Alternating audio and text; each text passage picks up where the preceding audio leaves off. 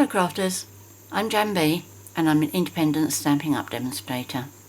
Today I'm going to show you how to make a greeting card combine to be a gift card holder as well. Okay, all that is a couple of little boxes made with designer series paper, and it holds the gift card like that. Plenty of space in here for your sentiment and your greeting, whatever you would like to, whatever message you'd like. And on the the card will stand up by itself as well. I think they call this tent if you do it this way. I'm not sure. I have also put magnets as a closure here because it is quite thick there with those two boxes folded flat and also the gift card. But I wouldn't do this if I was doing a card for a child, because I think the magnets are a risk for them, a small part, what have you. I would just leave it open for them. This is a Christmas one that I've made. Again, got the gift card standing up inside there. The gift card is really very, very secure. It's not likely to fall out, okay?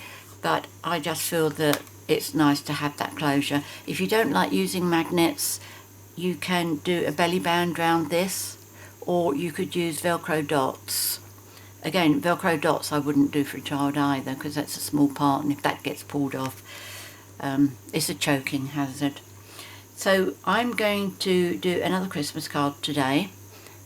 At Christmas I tend to do quite a few gift cards for my family, particularly the youngsters, when they get to like 16, 17, 18. At least by giving them a gift card they do get to buy what they would like. So I need some of these. So I'm going to tell you first of all the cardstock that you're going to be using. I'm going to give you the measurements in English. I always say that, in inches, and in the box below will be in the metric and will also be US sizes. I have already worked them all out, so that's good. I'm really pleased with myself, because what I did was I took a scrap of paper and I cut this into American size, so I was able to do my measurements inside and work out exactly what the layers should be.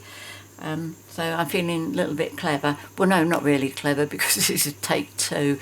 My camcorder died on me. I have no idea why. But here we go, take two. So to start off with, card pieces that you're going to need. The card base is Smokey Slate, and this measures 11.5 inches by 4 1/8 inches, scored and folded at 5 3/4 inches. A piece of Whisper White, which is for the front of the card, and this measures 3 7/8 inches by 5.5 inches.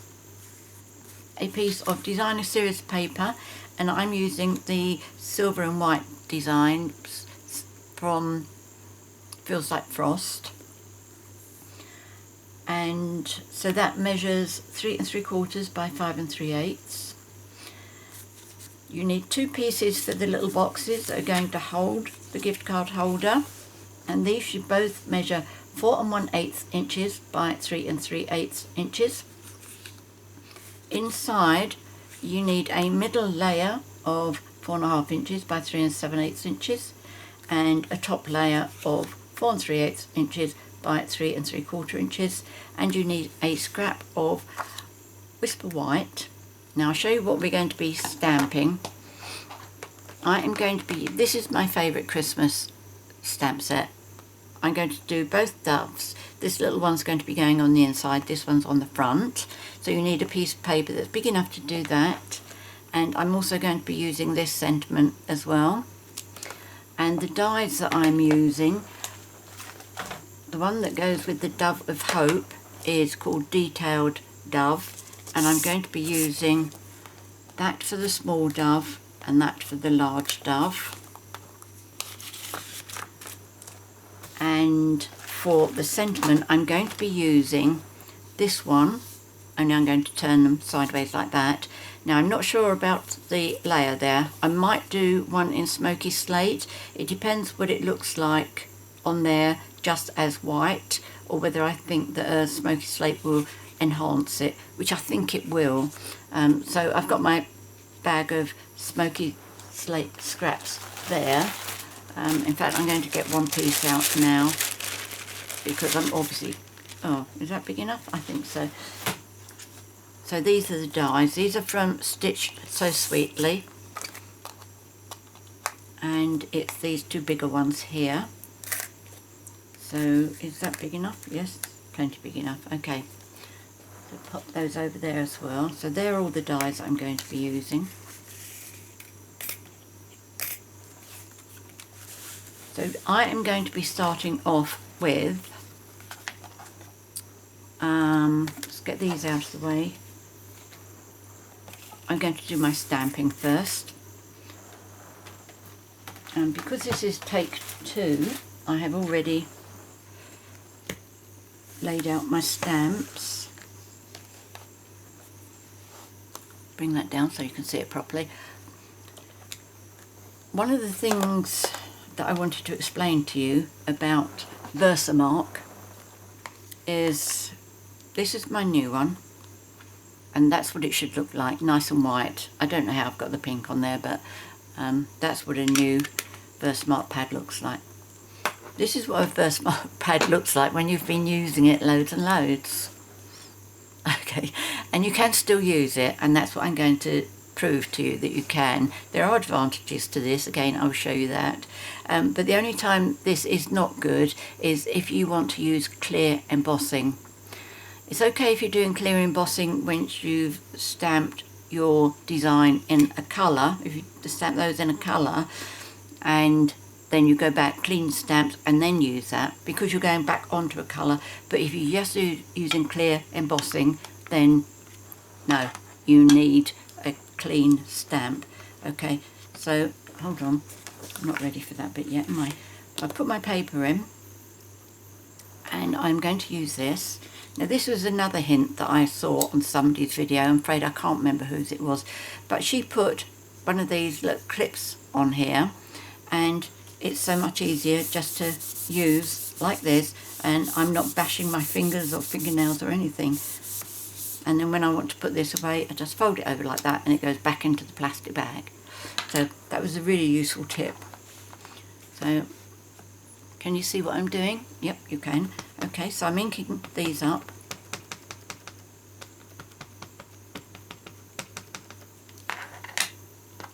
And the advantage of having a dirty Versamark pad is you can actually see where you have stamped. Okay. Can you see that? Now that is great. If you're trying to do something like your own background or something, you want to know where you've actually stamped, use a dirty Versamark pad. Works a treat. Now I'm going to dip this into my silver embossing powder.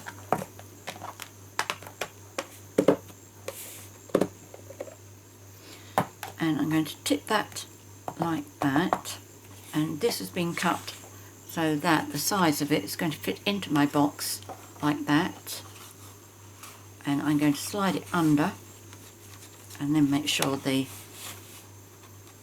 powder runs all over. Now I'm going to shake this, and I'm going to make that touch that end and that touch that end, but I'm not going to do it on my desk and take it off to the side, so you will hear me doing it.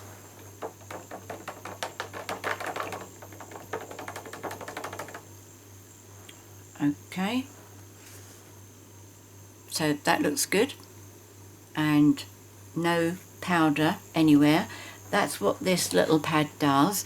It gets rid of any sticky finger marks or any kind of sort of static which will make the powder stick where you don't want it to stick. Now I'm going to be using my heat tool on this, and I'm going to let it run for about 20 seconds first to get it to really heat up, and that way it will melt all of this nice and quickly. So please forgive the noise. I will try and make it a quick 20 seconds, okay? Bear with me.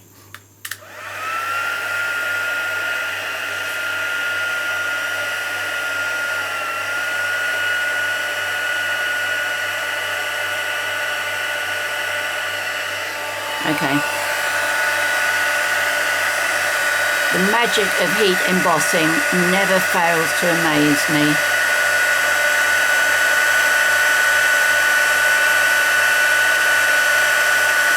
When I do my heat embossing, I always stay on the area that I'm doing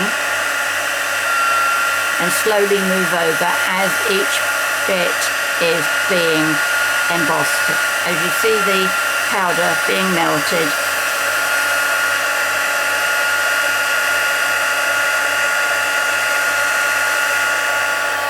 okay, and once it's turned shiny, there is no point staying any longer to try and make it go more shiny.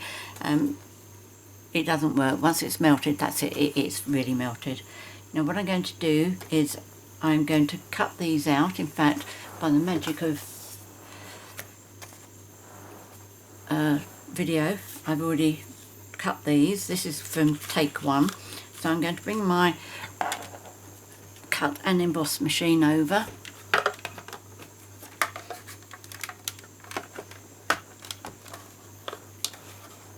And I have now bought myself a magnetic plate, which it is normal for it to bend. Okay, I'm using number 1, number 2, and I need number 5, which is the magnetic plate, and then number 3, cutting plate. This does bend, but the beauty of it is this is a self-healing cutting mat. As you can see, I don't give mine time to self-heal. I've just been making my customer thank you gifts for September, and I'm using die cuts on them. I think you can tell that they're pink. That's all I'm going to say about it. Don't like to spoil the surprise. But the beauty of this is all magnet all over here, which means your dies won't jump. Do you remember with the Stampin' Up plate, the little dies would jump because on the Stampin' Up one it's got little round magnets positioned every now and again through the plate, and with the little ones, if you put it on a bit where there isn't a magnet, it will jump to the nearest one. Right, I'm going to put that there. Now we'll have to tip this up to make sure that I'm getting this correct. In fact, I'll tell you what, let's just do these two first. Now that one doesn't matter. And then I will come back and do the 2 doves. Just make sure that one's straight. Yep, that's good. So put a number 3 plate on. Let's turn it up the right way so you can see it's got number 3 there. This is just absolutely brilliant, the way that Stampin' Up have done these plates, and they've got the recipe on each of the number 1 platform, so it doesn't matter what you're doing, whether you're die cutting or embossing, it will tell you exactly what it is that you need. Okay, so we'll bring that back.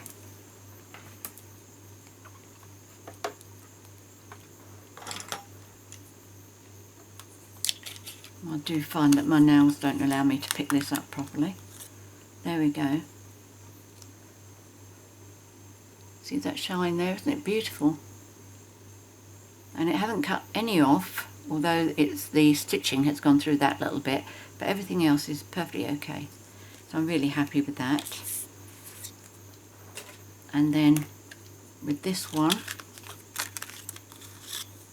this machine, I have to say, is excellent. Absolutely, totally, completely excellent for die cutting.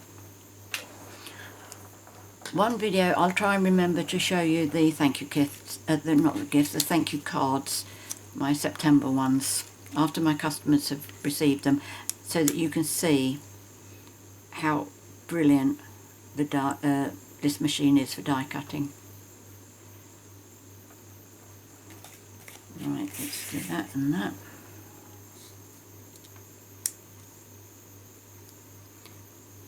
And I like these Stampin' Up dies because you just need to line up the outside edges of your image. None of this trying to guess, trying to leave the right amount of white space between all of them. As you can see, my plate is somewhat bent, but you will see that it still works. And it's still holding on to the dies.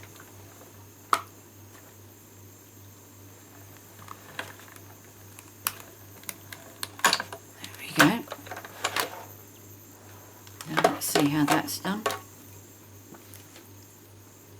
Let's bring my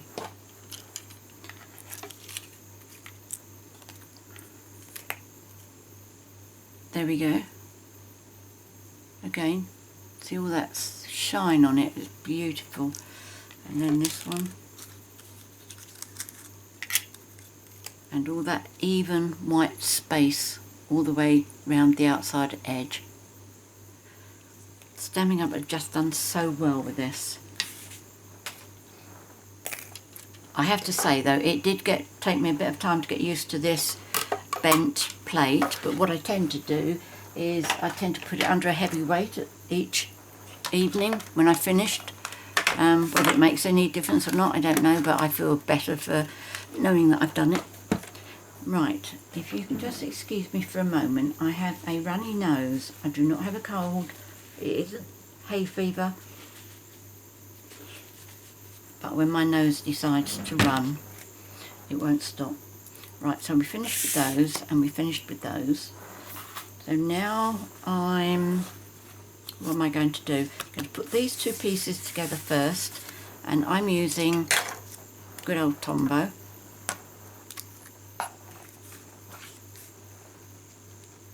So I'll put my designer series paper on first. Obviously this design of card, you could use it for any occasion. Christmas, birthday, christening, wedding, whatever.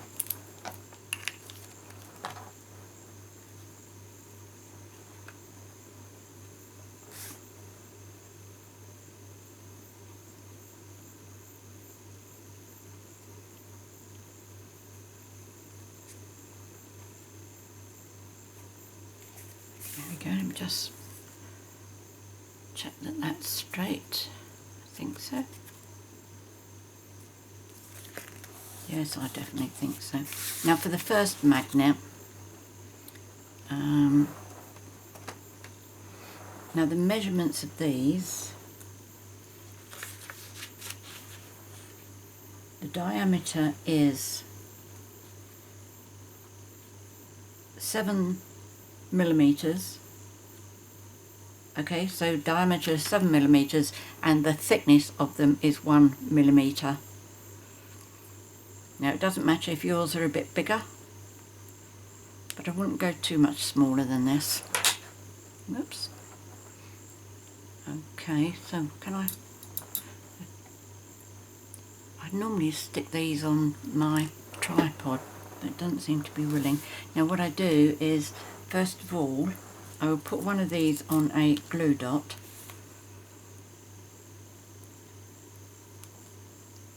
It's going to be held in place, but I don't want it moving around. And I'm going to do this, it's about 1.25 inches up. And the reason I do it up, no, it's not very centered, but that doesn't matter. The reason I do it up is because when this goes on top, if it's too close down the end here, this is going to be up like that, and I don't want that. Peter have the bump there, which is what's going to happen. Okay, so that's where my bump is going to be, but that's all right, the sentiment's going to be going over that. So what I'm doing with my Tombow now, I will put some glue on top of my magnet, and then put glue on the back as usual.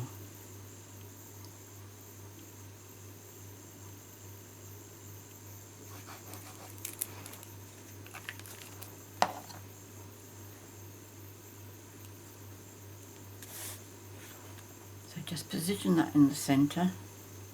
Nice border all round. Straight.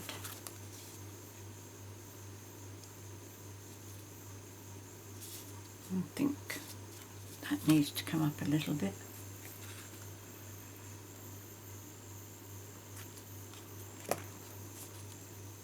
Sometimes it's better to use hands.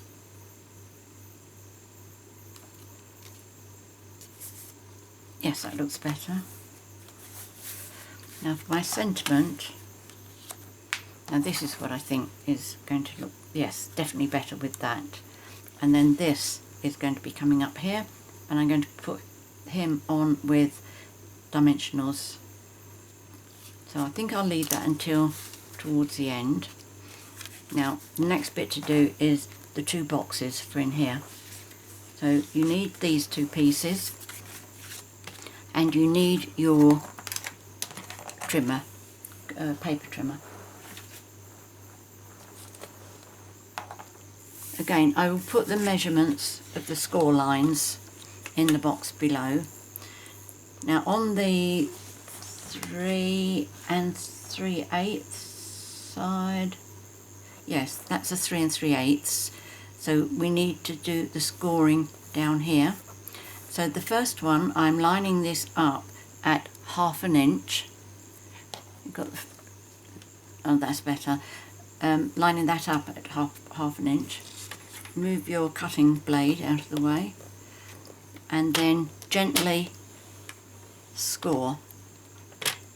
Now if you turn your designer series paper around and then line it up at 1.5 inches,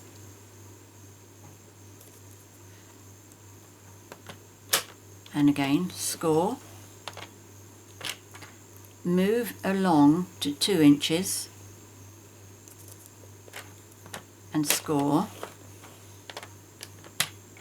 move along to 3 inches and score.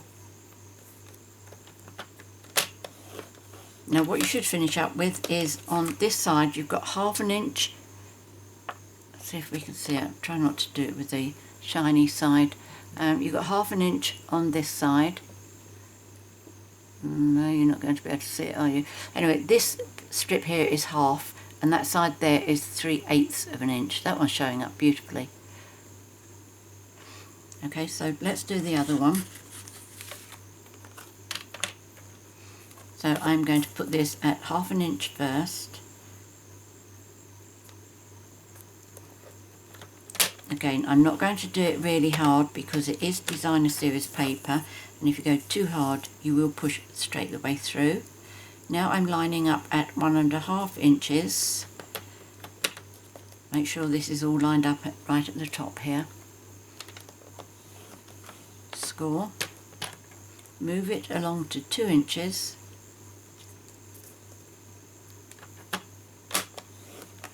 Score. Move it along to 3 inches and score. Okay, so that's all we need that one for. Now because this is designer series paper, I don't worry about using my bone folder to crease every fold. You will find that I would use my bone folder occasionally with this, but that's why I don't use it at this stage, because too much of it and it's going to make everything crack, which will not be a pretty sight. Right, now you can see easily that this side is 1/2 inch and that side is just 3/8 of an inch. So this one has got to go on the outside, and this edge here has got to go up to this fold. So what will happen is this piece here won't match up totally with that. There'll be a little gap on the inside. And the reason I do it like that is so that when this closes like this, it will close properly. If you do it exactly the same, it won't. I can't remember the other project that I did recently where I said that on the narrow one, that one, we had to trim off a little bit to make sure it did all go in nicely. Now to adhere these, what I'm going to do is I'm going to use my tear and tape, and I'm putting it on the 3/8 inch side, and I'm doing this just a little bit away from the score line, not right up to the score line. Let's just cut that off there. And I'm going to do the same to the other side as well. Make sure I've got my 3/8 of an inch side. You can use the seal glue runner that we sell if you like, or you could, if you're careful, use Tombow.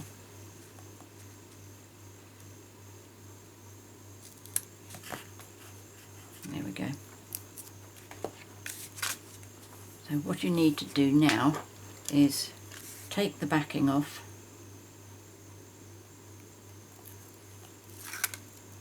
and then if you fold this one over, this is the 3/8 of an inch and it's got the sticky tape on it. Obviously make sure that you've lined this up nice and square on both sides, and then just fold that over. So you will finish up with a box, a rectangle that's got even sides, equal sides. Okay, so let's do the second one.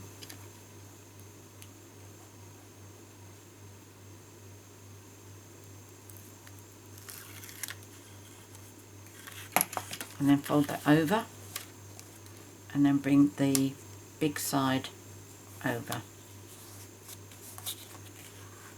So you like that.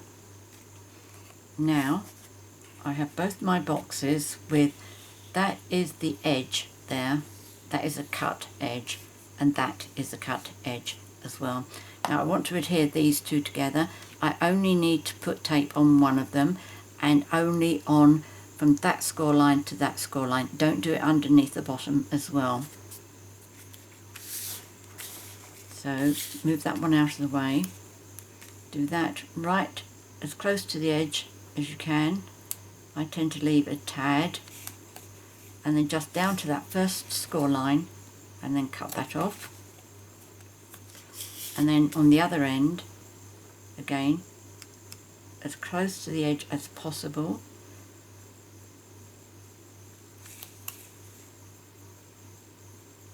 There we go, and cut that off.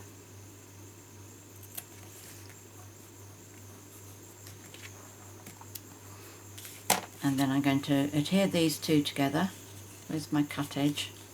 There it is. So what's going to happen is my cut edge there is going to go against that cut edge. So they're both inside, they're not going to be seen.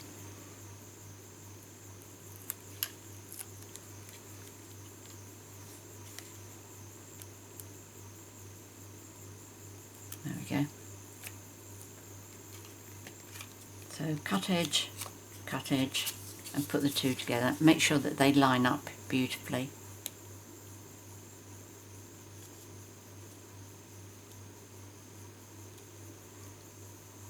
If you do one end at a time, and then keep this one holding up so it's not going to get stuck down on there, or only take off one side of your tape at a time.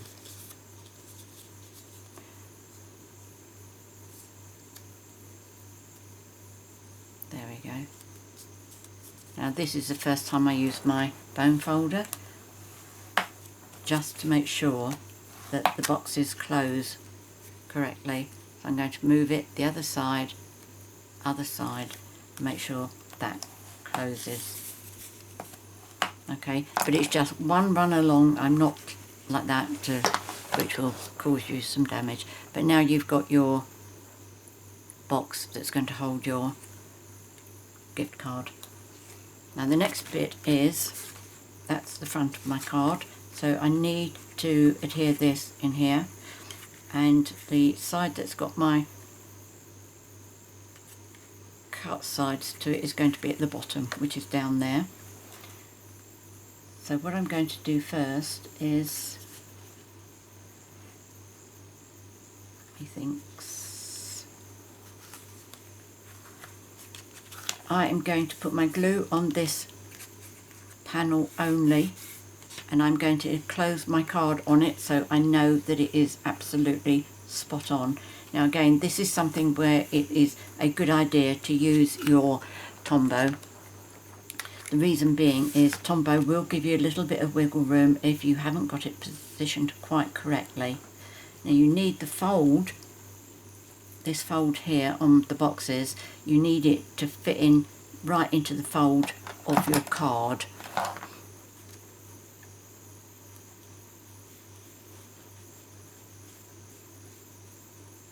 Don't go right close to your edge, because chances are you're going to have enough on there that will squeeze out a bit, and you don't want to squeeze it so that it actually glues your card together. So what I'm doing now, again, this is what I think I said this last week's video, if you push that above, place that fold just above that score line, and then as you bring this over, this will push this away slightly. Allow it to do it, okay? So I'm above the score line. Make sure that you've lined that and that up with your two edges there. You don't want your boxes sticking out the side. And then as it comes over, allow it to push. And then just make sure that it's in there correctly. Mine needs to go over slightly. Okay, do that again.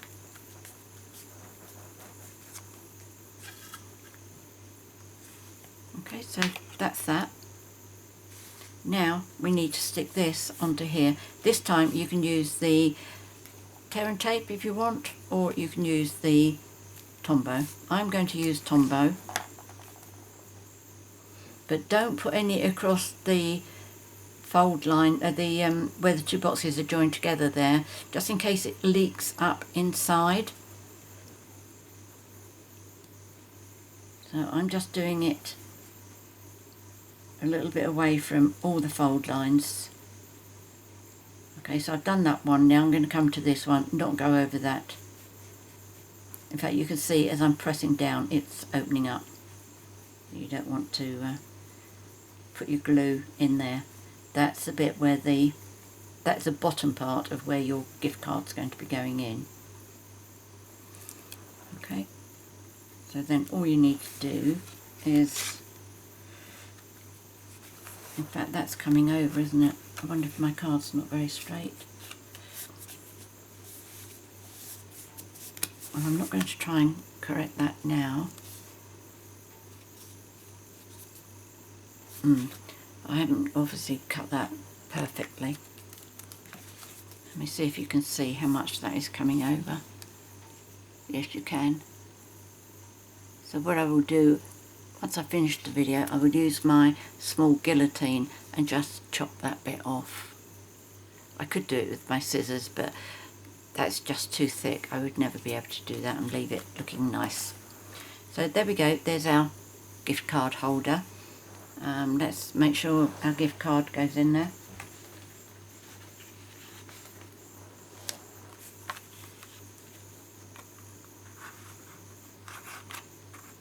Okay. And as I say, that is really very, very secure. That's not going anywhere. So the next thing we need to do, this is another time where I do squash this down. And that's just to make sure that the card does open and close perfectly. So in here I need this piece and this piece. So let's move that one out of the way. Let's put the blue on the grey, Smokey Slate.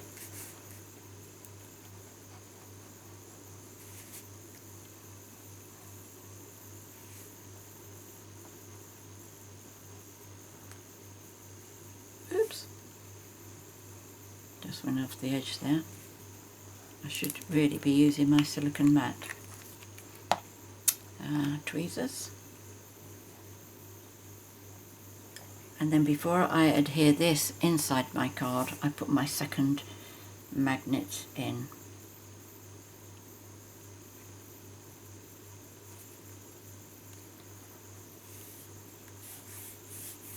Right, now the way I do my second magnet, let me just mop up that bit of glue wherever it was. I don't want that sticking to my card. Right, there's my second magnet, and what I do is I let it find itself on there, so I know that it's going to line up, and then I put another glue dot on there. There we go. It's not on totally, but that's alright, that's not going to be a problem. Can you see how it's coming off?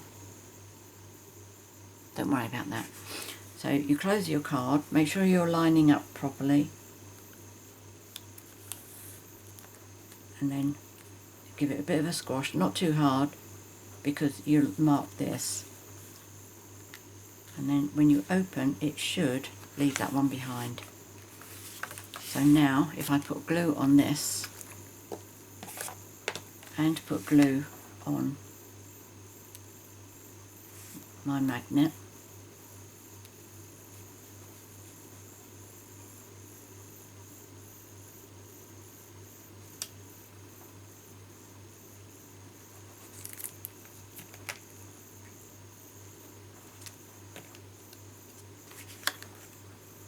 and then pop this in, it should have a nice gap all the way round.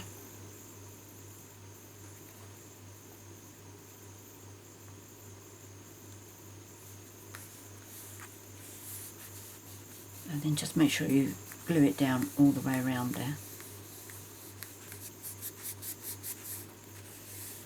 The only risk about this is when you're writing your greeting on here, you forget that's there, your pen's going to go walkabouts, but I think as you're writing you probably feel that it is there. And I'm going to pop this one in here. In fact, what you could do is make sure your whatever you've got in here to decorate it, make sure it comes over your magnet. In fact, that's there. And then you know that you wouldn't write on top of that. I just, in fact, let me bring my silicone mat, otherwise I'm going to get glue all over the place.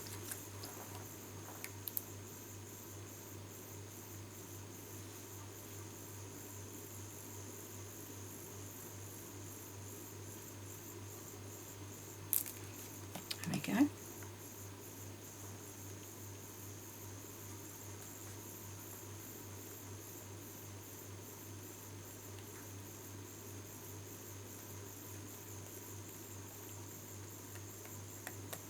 So there we go, that's that. And now for the front, which very conveniently, because the magnet is there, is going to stay down for me. So I'm going to bring these over, and I think I will probably pop this up on dimensionals as well. I'm going to put this on before I put the dove on. I will just sit the dove on top, but I'd much rather make sure that I get my sentiment correct first.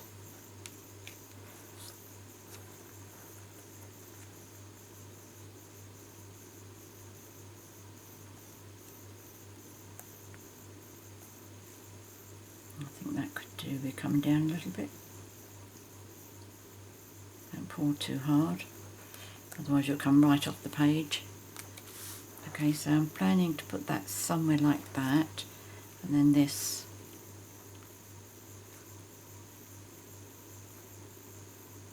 I think that looks good. Okay, so let's have some dimensionals. I'll start off with the big ones. I quite often fill in little gaps with smaller ones, only because I think it needs just a little bit of extra support.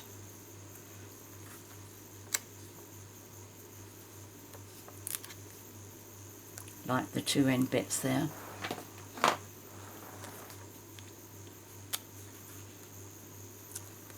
I tend to be over generous with my glue dots. I feel that they're cheap enough that I can be generous rather than run the risk of my card getting spoiled as it goes through the post. Or not that I mind you, I would send it by post if I did a recorded delivery, but I wouldn't want it to get damaged.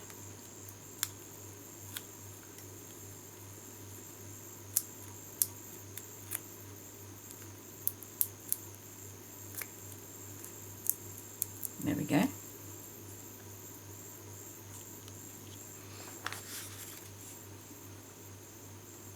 Just make sure I get this on straight.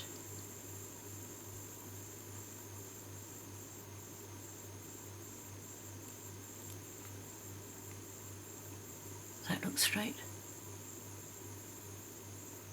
I think so.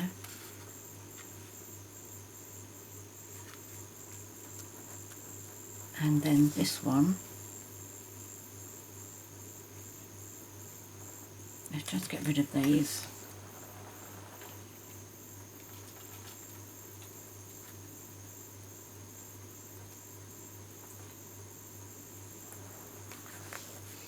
And then let's use some dimensionals on here as well.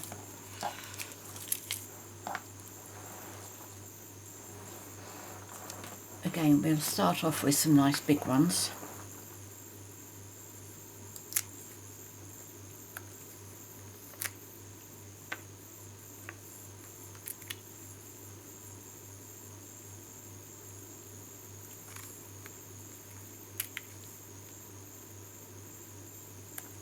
And then we go on to some little ones. One to give his head some support. Feet, yep. Feet. Oh, tail feathers really. Either side of his wing. Now I think I had to cut that one, did I? As I say, this is my favourite Christmas stamp set.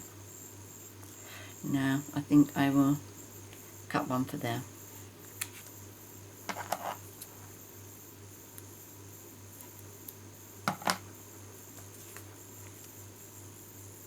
There we go. Rather than let that little one go to waste, we might as well use it. Okay.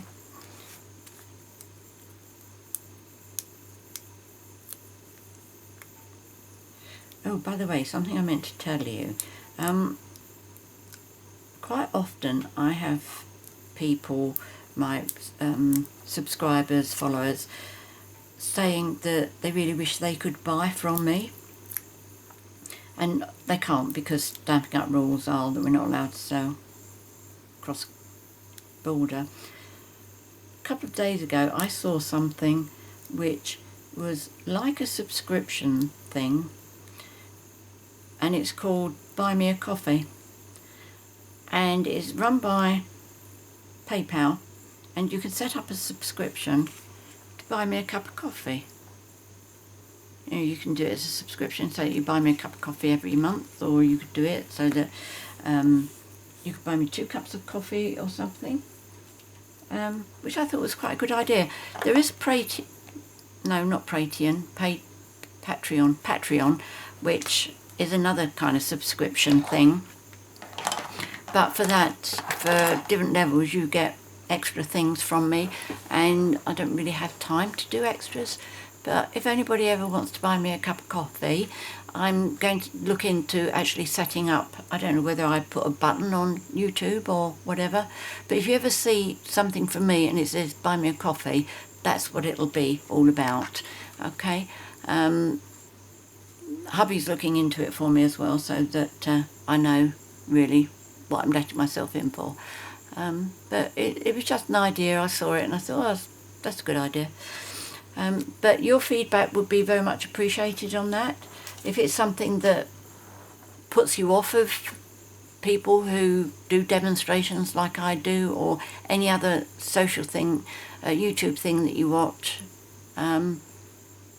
I'd really be interested to know. As I say, I only saw this a couple of days ago, and I'm thinking about it. Talking too much, and I want to finish off with a little bit of bling on here. and I think I want the silver dots. If I can find them. Oh, that's gold. Oh, come on. There we go.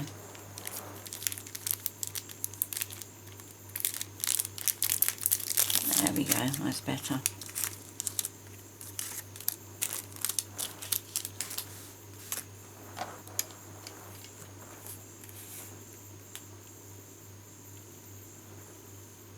So I'll put a little one at either end there. I always like the look that it's like a notice being pinned up. And then I'll just add a few more. Let's do it random. I don't normally, but let's make a change. As you can see, so indecisive when it's random.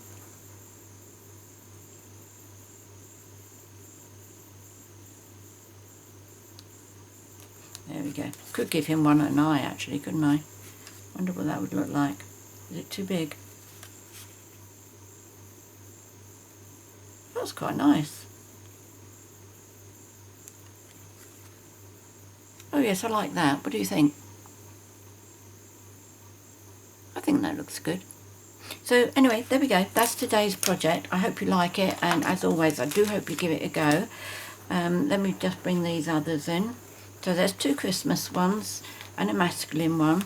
By the way, these are, I've put it away now, haven't I? But we sell these as they're little like photograph corners, and I don't know the sets, how much they are or how many you get in a set, but you get those, and also little like what I call buckles, or they call them sliders, but it adds quite a lot to a card, don't you think? I was pleased with that. So there we go. Many thanks for joining me today.